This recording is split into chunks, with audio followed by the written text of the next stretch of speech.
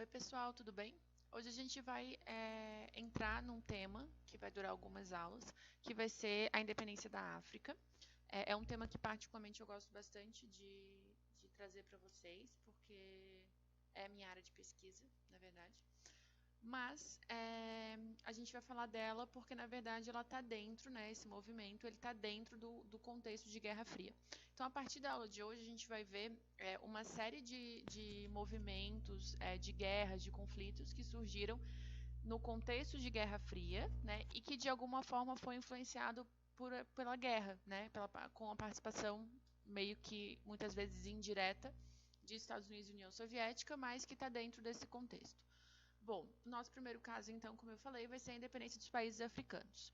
No começo do ano, a gente ainda estava na aula presencial, a gente viu que a África passou por um processo de colonialismo, né, que foi um período que os países africanos foram ocupados pelos países europeus e o continente africano foi explorado, né, suas riquezas naturais, a mão de obra da população, tudo isso começou ali no fim do século XIX e vai até o pós-Segunda Guerra Mundial. Então, após a Segunda Guerra Mundial, e toda essa mudança que cria, né, no cenário mundial também, o que a gente vai ter é um novo contexto que vai impulsionar os movimentos de independência dessa galera dos países africanos. Bom, primeiro vamos pensar o que a Guerra Fria tem a ver com essas independências. Ponto 1. No pós-guerra, né, a gente vai ter a construção desses processos de independência, ou seja, a mobilização dos africanos de que eles deveriam estar lutando pela sua autonomia. Isso vai começar a pensar principalmente após a guerra, né, porque durante a Segunda Guerra Mundial, muitos africanos tiveram que servir aos exércitos de suas metrópoles. Então, a gente tem, por exemplo, vários nigerianos lutando no exército da Inglaterra. A gente vai ter vários senegaleses lutando no exército da França. E tudo isso, então, essa galera vai para o fronte. Lá, além de ter contato com novas ideias, com pessoas de outras regiões e tal, eles vão começar a se questionar o motivo deles estarem lutando por um país que não é o deles. E isso vai começar a plantar essa sementinha.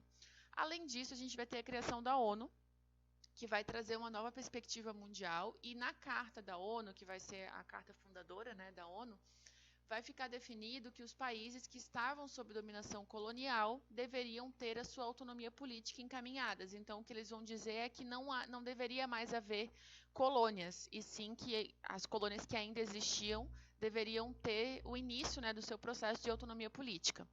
Afinal, né, se a ONU estava pregando a paz mundial e a liberdade dos povos, não tinha como manter uma exploração colonial. Então, isso vai ser um ponto-chave bem importante para impulsionar as lutas pela independência.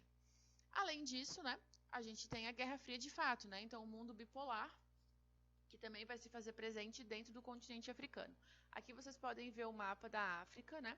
E vejam o alinhamento dos países. Então, aqui, o que está em cinza foram os países que não se alinharam com nada. Mas o que está em azul são os países que se alinharam com os Estados Unidos, né? O que está em vermelho são os países que se aliaram com a União Soviética.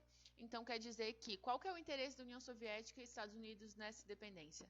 Na verdade, a gente sabe que a base, né, da Guerra Fria é aumentar a área de influência dos dois lados. Cada um quer aumentar a sua área de influência, né? Então, tanto os Estados Unidos quanto a União Soviética, eles olham esses países que estão se formando agora como um espaço bom, né? Um espaço pleno para eles poderem exercer a sua influência. Então, são países que estavam em formação, né, lutando pela independência, então eles ainda não tinham nós somos capitalistas ou nós somos socialistas. Então, quem mais pudesse correr para influenciar essa galera a se tornar capitalista ou socialista, corria, né? Então, por isso que a gente vai ter bastante influência dos dois países nas lutas de independência.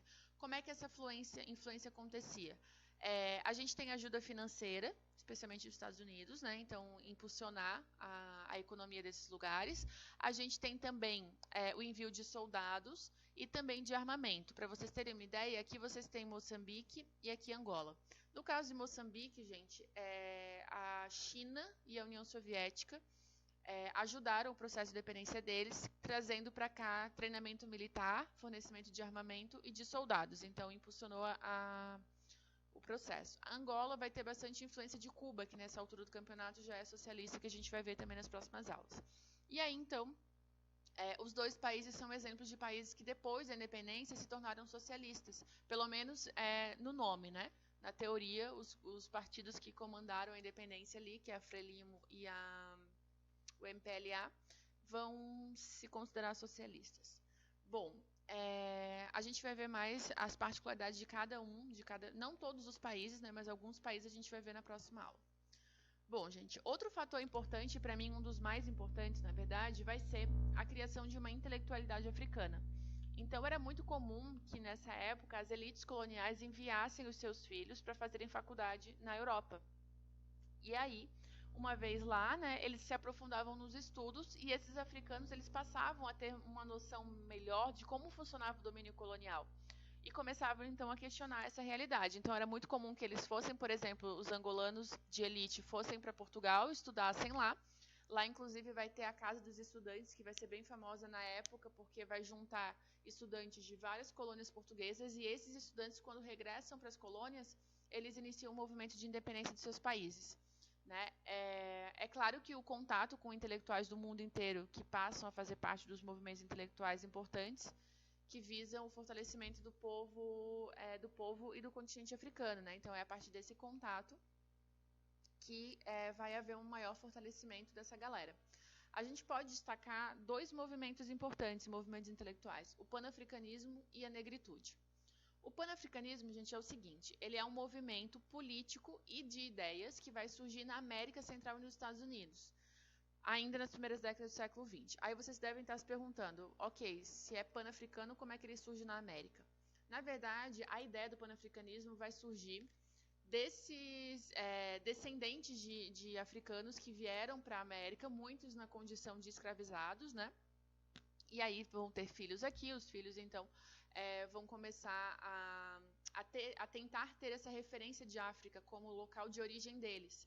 E a partir disso, né, eles vão ver uma África que está sendo explorada, que está sendo colonizada, e eles vão então começar a criar ideias, né, debater ideias de que os povos negros, né, de descendência africana, ou os próprios africanos, eles eram oprimidos na sociedade e que eles pregavam, que eles deveriam então se unir e lutar pela sua libertação. Então a gente pode dizer que esse movimento ele surge de uma consciência de que eles eram uma camada da sociedade que era oprimida e que eles tinham que se unir para lutar contra isso, para ter a sua liberdade, né?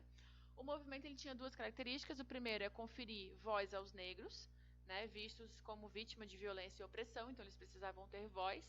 E, além disso, representava a África como um lugar de origem de todos esses povos. Então, essa galera que está aqui na América, que é de descendência africana, tem a África como a sua pátria-mãe, como local de origem, né? E aí o panafricanismo vem, então, da união desses povos. Uma coisa importante, gente, vocês viram comigo ano passado que todo mundo fala, os próprios africanos se escravizavam, né?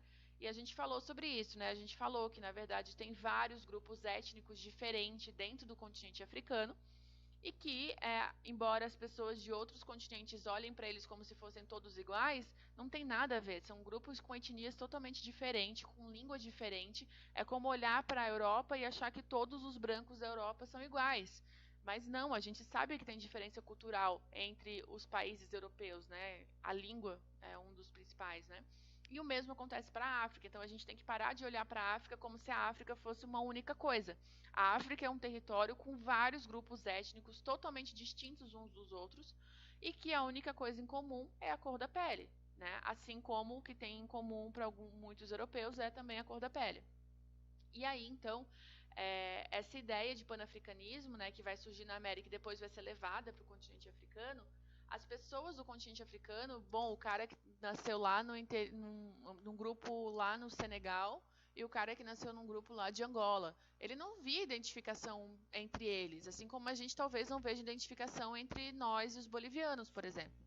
Só que daí o que acontece? Eles começam a ver que eles precisam se unir para poder, então, lutar pela sua libertação. E aí eles vão começar a criar essa ideia do panafricanismo de que, embora eles tenham culturas diferentes, eles têm algo em comum, que é ser um povo negro, oprimido, e que estão num continente que é a pátria-mãe de várias pessoas espalhadas pelo mundo. Vale lembrar que nessa época a gente também tem o pan-americanismo, né? O pan-americano que a gente viu quando falou sobre a Segunda Guerra Mundial, que foi uma tentativa dos Estados Unidos de criar uma unidade entre os países americanos, lógico, pensando em auxílios, enfim, né? De que forma isso poderia ajudar os Estados Unidos. Mas essa noção de que somos todos americanos, né? Também vai para essa noção de somos todos africanos. Bom, então o panafricanismo ele é muito importante porque ele vai disseminar essa ideia de identificação, né, com a África e de que forma eles podem lutar para que isso se torne uma África livre. E além disso, a gente tem o movimento de negritude, que é um movimento mais literário, né, tá mais na área da literatura, mas também é um movimento político. Ele vai ser formado também, inicialmente aqui na América, por antilhanos no Caribe e também por estadunidenses, mas depois ele vai se espalhar entre os africanos. E a ideia da negritude é estimular a consciência e o orgulho de ser negro. Então, é a questão de valorizar a manifestação cultural de matriz africana e se opor ao modelo criado pelos europeus. Então, é algo que, infelizmente, não foi feito aqui no Brasil, né? Durante muito tempo. Hoje, talvez já esteja melhor, mas durante muito tempo, e ainda né, muito padrão de manifestações culturais, a gente durante muito tempo considerou que veio da Europa. Hoje, lógico, né, a gente tem uma consciência melhor, então a gente tem manifestações culturais de matriz africana também aqui, mas pensando sobre os indígenas, a gente não tem uma valorização das manifestações culturais dos povos indígenas, e são os povos né, originários aqui dessa terra. Então, na África, eles vão tentar mudar isso, eles vão tentar ter orgulho dessas manifestações culturais que surgiram no continente africano e vão se opor, então, a esse modelo. Uma coisa que é interessante é que os países africanos hoje, eles têm como língua oficial a língua falada pelo explorador. Então, por exemplo, Angola, a língua oficial é português. Mas as línguas dos povos locais, né, as línguas étnicas, elas também são consideradas oficiais em alguns países e mesmo as que não são consideradas oficiais, a galera fala. Então aqui, por exemplo, a gente não fala tupi-guarani. A gente fala português e a gente não conhece nada de tupi, além de uma ou outra palavra que foi adaptada e colocada no vocabulário português, mas a gente não fala tupi. Então, digamos que na Europa, na África, eles conseguiram resgatar e manter a sua cultura, apesar da exploração europeia, como rolou aqui na América também. Bom, dentro desse movimento literário, né, a gente tem vários nomes que vão surgir com publicações bem importantes. Eu vou citar dois aqui, que é o Leopold Senghor, que é senegalês, e inclusive ele vai, se eu não me engano, depois ele vai ser presidente do Senegal. E a gente tem o M. Césaire, que é da Martinica. A Martinica é uma ilha no Caribe, que é uma possessão francesa, mas que é formado por povos negros, né, que eram, como era a região de cana-de-açúcar, enfim, foi utilizada a mão de obra escrava africana. Então, é uma população majoritariamente negra que fica aqui na América. Então, esses dois caras, os Leopoldo Senghor e o M. Césaire, eles vão ter várias publicações que falam sobre essa necessidade de ter orgulho de ser negro, valorizar a cultura de matriz africana. E isso vai se disseminar através das publicações, organização de expedições, assembleias, poesias, que vão falar, né, investir, falar sobre contra o colonialismo e divulgar o movimento em várias partes do mundo. Então, negritude e panafricanismo são movimentos importantíssimos que vão dar a base intelectual para que se inicie os movimentos de independência da África. Na próxima aula a gente vai falar um pouco sobre alguns desses movimentos, no geral como é que rolou, né? E é isso. Se tiverem alguma dúvida, por favor me chamem. Beijos.